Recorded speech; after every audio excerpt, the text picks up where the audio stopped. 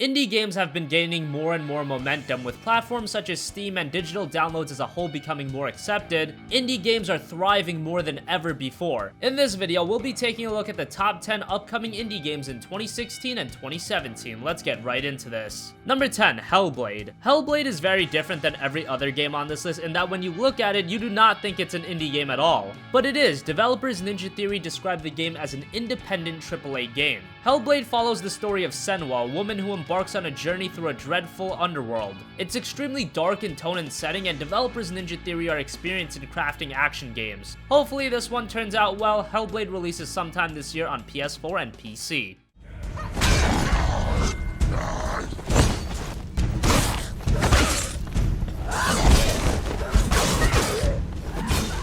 Number 9, Cuphead. Cuphead is a side-scrolling platformer where you play as Cuphead, fighting through a series of bosses to repay a debt to the devil. So the story setup isn't anything to write home about, but it focuses on gameplay. Looking at Cuphead, it's very reminiscent to an old-school cartoon. The design of the game is very fresh compared to what's out right now. Cuphead is scheduled for a release sometime this year on PC and Xbox One. Number 8, Yooka-Laylee. Yooka-Laylee is a kickstarted action platformer being developed by Playtonic, a studio that includes several former Rare employees that worked on some of the games from the N64 era.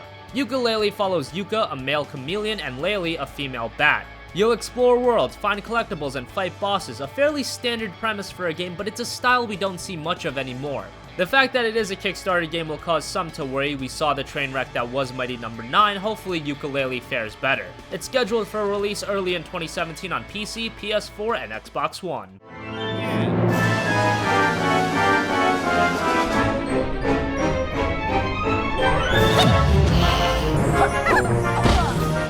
Number 7, Hyper Light Drifter. Hyper Light Drifter is a game that has already been released on PC, but it'll soon be coming to other platforms. It's a 2D action RPG that's heavily inspired by The Legend of Zelda and Diablo. The art style is an absolute love letter to those of you that played older 8 and 16-bit games. It's got great gameplay and it takes old school elements and makes them great for today's expectations. As I said, Hyper Light Drifter is already available on PC and it'll be coming to PlayStation 4 and Xbox One sometime this year.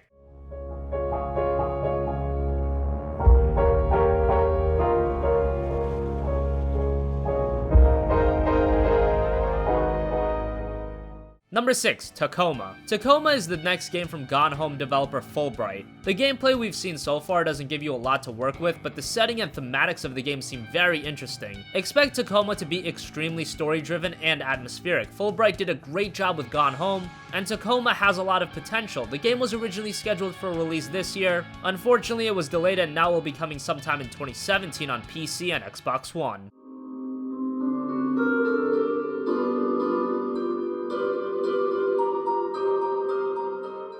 Number 5, Pit People. Pit People is a turn-based adventure game by the Behemoth. Those are the guys best known for the excellent Castle Crashers. They also worked on Alien Hominide and Battle Block Theater, which were also very good. Pit People follows the similar cartoony art style that their previous games had, and in the game you'll fight in many battles with various troops. Co-op play is also a big part of the game. Pit People does not have a release date at this point, but it is confirmed to be coming to Xbox One and PC. Number 4, Abzu. Abzu is an underwater exploration game developed by Giant Squid, a studio founded by Matt Nava, who was the art director for the PlayStation exclusives Flower and Journey. Those were two of the most artistic games you'll ever play and are widely considered among the best PS3 games. Abzu has a focus on exploring underwater locations and peaceful human interaction with aquatic animals. There are some RPG elements, and while the game is linear, the environments are designed to warrant some exploration. Abzu releases on August 2nd for PS4 and PC.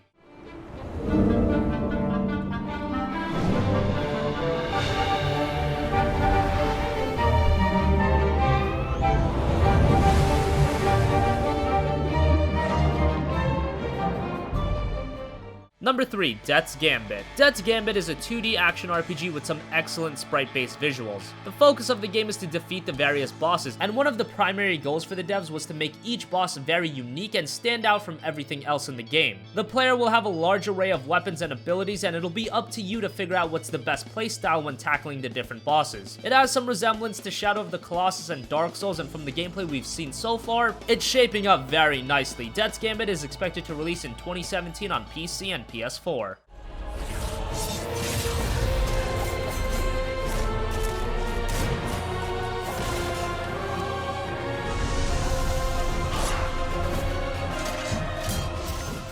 Number 2, Outlast 2. Outlast 2 is the sequel to the first Outlast game, which was a title that really had the essence of a horror game. It's become more and more difficult to actually invoke fear and horror in the gamer, and Red Barrels did a great job on that front with Outlast. Outlast 2 will follow the story of a journalist who investigates a murder on a countryside area. His helicopter crashes, his wife goes missing, and he's trapped. From what we've seen so far, it once again seems to be a very atmospheric and engrossing experience. Outlast 2 releases sometime later this year for PC, PS4, and Xbox One.